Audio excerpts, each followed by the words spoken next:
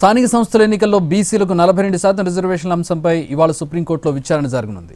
High court ఆదేశాలను సవాల్ చేస్తూ తెలంగాణ ప్రభుత్వం సుప్రీంకోర్టులో స్పెషల్ లీవ్ పిటిషన్ దాఖలు చేసింది. జస్టిస్ విక్రమ్నాథ్, జస్టిస్ సందీప్ మెహతా ధర్మాసనం ఈ కేసును విచారణ చేయనుంది. బీసీ రిజర్వేషన్ల జీవో నెంబర్ 9పై తెలంగాణ హైకోర్టు స్టేను సవాల్ చేసింది రాష్ట్ర ప్రభుత్వం. బీసీలకు 42% రిజర్వేషన్లు కల్పించే ప్రక్రియ శాస్త్రీయంగా, చట్టబద్ధంగా సుప్రీంకోర్టు మార్గదర్శకాలకు అనుగుణంగానే జరిగిందని పిటిషన్లు ప్రస్తావించింది. రిజర్వేషన్లపై రాజ్యాంగంలో 50% పరిమితి లేదని, సుప్రీంకోర్టు మార్గదర్శక సూత్రం మాత్రమే పేర్కొందని అన్నారు. రిజర్వేషన్లపై శాస్త్రీయంగా కుల సర్వే జరిగిందని, బీసీల జనాభా తెలంగాణలో 56% పైగా ఉందని పిటిషన్లో తెలిపింది. డెడికేటెడ్ కమిషన్ ద్వారా ఎంపెరికల్ డేటా సేకరించామన్న ప్రభుత్వం శాస్త్రీయ అధ్యయనం తర్వాతే చట్ట నిబంధనలకు లోబడి 42% రిజర్వేషన్ కల్పించామని స్పష్టం చేసింది.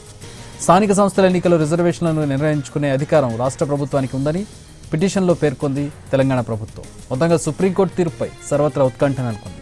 సుప్రీంకోర్టు తీర్పు ఆధారంగా స్థానిక సంస్థల ఎన్నికలకు వెళ్లనుంది రాష్ట్ర ప్రభుత్వం.